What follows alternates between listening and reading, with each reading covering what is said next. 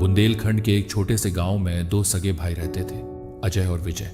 अजय बड़ा था, जिम्मेदार भी, और बचपन से ही अपने छोटे भाई विजय से बहुत प्यार करता था। उनके माता पिता का देहांत बहुत पहले हो गया था और तभी से अजय ने विजय को अपने बेटे की तरह पाला था। अजय खेतों में मेहनत करता, हल चलाता और जो कुछ कमाता उसमें से अच्छा हिस्सा विजय की पढ़ाई और शौक पूरे करने में लगा देता। उसने कभी विजय को किसी चीज की कमी नहीं होने दी। खुद फटे कपड़े पहन लेता मगर विजय को नए जूते दिलाता। विजय शहर के कॉलेज में पढ़ता था और धीरे धीरे उसका रहन सहन भी बदलता जा रहा था। समय बीतता गया। अजय वहीं गांव में मेहनत करता रहा और विजय ने शहर में नौकरी शुरू कर दी। अजय को अपने भाई पर गर्व था। वो गांव में सबको बताता, मेरा भाई ऑफिस में बैठता है, बड़ा आदमी बन गया है। एक दिन विजय गांव आया बहुत दिनों बाद। उसका पहनावा, चाल ढाल और बोलने का तरीका सब कुछ बदल गया था। गांव के घर में उसे घुटन सी महसूस होती थी। अजय ने बड़े प्यार से कहा, भाई अब तू यहीं कुछ दिन रह जा, माँ बाप की यादें इसी घर में हैं। विजय ने मुस्कुराकर जवाब दिया, भैया अब मेरी जिंदगी शहर में है। मैं चाहता हूं आप भी सब कुछ बेचकर मेरे साथ चलें। मैं आपको आराम की जिंदगी दूंगा। अजय भावुक हो गया।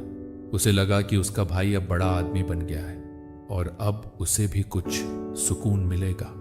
उसने खेत, घर और जमीन सब कुछ बेच दिया और विजय के साथ शहर चला गया। शहर में पहुंचते ही चीजें बदलने लगी। विजय ने अजय को एक छोटे से कमरे में रखा जो उसके ऑफिस से दूर था। कहने लगा, भैया आपको आराम चाहिए ना, तो ये जगह ठीक है। मैं हर हफ्ते मिलने आऊंगा।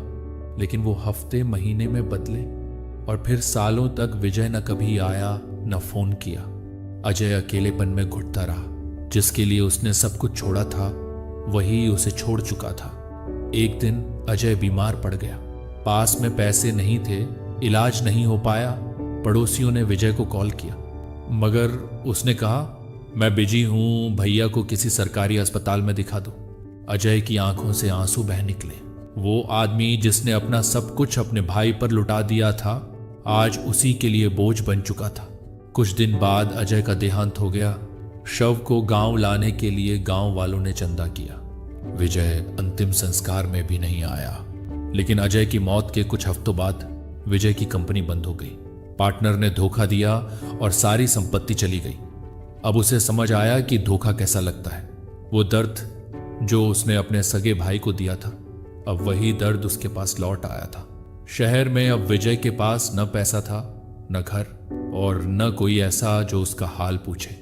अकेले फुटपाथ पर बैठा वो हर दिन अपने भाई की तस्वीर देखता और रोता और कहता, भैया मैंने बहुत बड़ा धोखा किया। हमें इस कहानी से ये सीख मिलती है कि कभी उस इंसान से धोखा मत करना जिसने तुम्हारे लिए अपनी पूरी जिंदगी कुर्बान कर दी हो, क्योंकि रिश्तों का दर्द तब समझ आता है जब वही दर्द लौटकर तुम्हारे पास आता है। अगर आपको ये कहानी दिल को छू गई हो तो इसे लाइक जरूर कीजिए और ऐसी ही सच्ची भावनात्मक कहानियों के लिए चैनल को सब्सक्राइब करना ना भूलिए।